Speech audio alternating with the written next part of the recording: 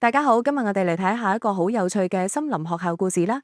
呢個故事係關於小猴子皮皮參加畫畫比賽嘅經歷。透過皮皮嘅故事，我哋會學到一個好實用嘅成語，就係畫蛇添足呀。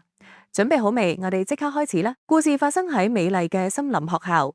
今日學校舉辦咗一場盛大嘅畫畫比賽，所有小動物都好開心咁坐喺畫板前面準備。負責主持呢場比賽嘅就係平時最嚴格又最公道嘅貓頭鷹老師啊！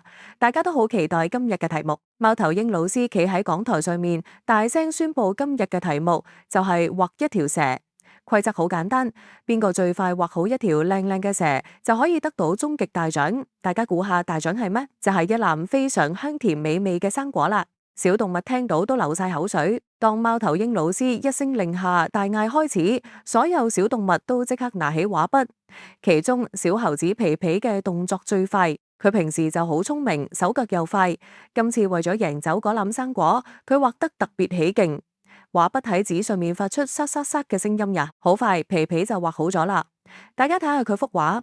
有一條彎彎嘅綠色小蛇，有對圓圓嘅大眼睛，仲吐緊紅色嘅小舌頭添。呢條蛇畫得非常之可愛，而且皮皮用嘅時間非常短，簡直係完美嘅作品呀！畫完之後，皮皮得意洋洋咁望下左邊，見到白兔仔仲慢慢咁畫緊蛇嘅身體；望下右邊，小豬仔甚至乎仲畫緊個蛇頭。皮皮心諗自己真係遙遙領先。今次個冠軍同埋啲生果肯定係屬於佢啦，因為覺得自己實在太快啦。皮皮開始覺得有啲無聊，佢望住自己幅畫，突然之間有個諗法，佢覺得既然仲有咁多時間，不如將條蛇畫得再犀利啲，再特別啲啦。就係呢個諗法令到事情發生咗變化呀。於是皮皮重新執起支筆，首先佢喺條蛇嘅身體下面畫咗4隻腳，跟住佢覺得唔夠，又幫條蛇加咗一對翼。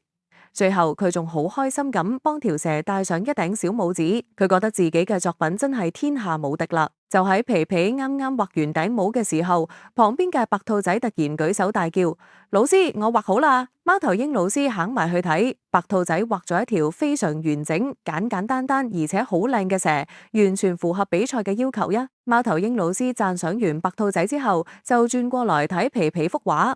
老師一睇，忍唔住歪住個頭問：皮皮，你畫嘅到底係咩嚟㗎？皮皮好自信咁答：係蛇啊！但係老師就指出咗一個好關鍵嘅問題啦。老師同皮皮講：蛇本來就係冇腳㗎，你加咗腳、翼同埋帽，佢就唔再係一條蛇啦。周圍嘅小動物聽到都忍唔住哈哈大笑。皮皮呢個時候先知道自己做錯咗，面都紅到好似蘋果咁呀。最後白兔仔贏咗大獎。但佢好大方，分咗一隻香蕉俾皮皮。白兔仔同皮皮講，其實皮皮畫得最快最好，只係加咗啲唔需要嘅嘢。皮皮終於明白到有啲嘢做好咗就夠，多加反而會弄巧反拙呀。透過皮皮嘅故事，我哋學識咗一個成語，叫做畫蛇添足。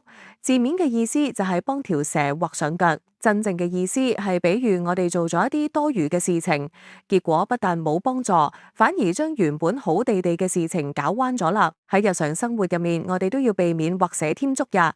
例如做完功課，檢查清楚就得，唔好無端端喺旁邊畫公仔，搞到份功課花晒。又或者煲湯已經夠味，如果再加鹽就會太鹹啦。記住，恰到好處就最完美。總結嚟講，我哋做任何事都要認清目標，做好本分就足夠啦。過度追求一啲唔必要嘅裝飾或者完美，反而會變成畫蛇添足。希望大家都可以好似皮皮咁，經一事長一智，明白恰到好處嘅智慧呀。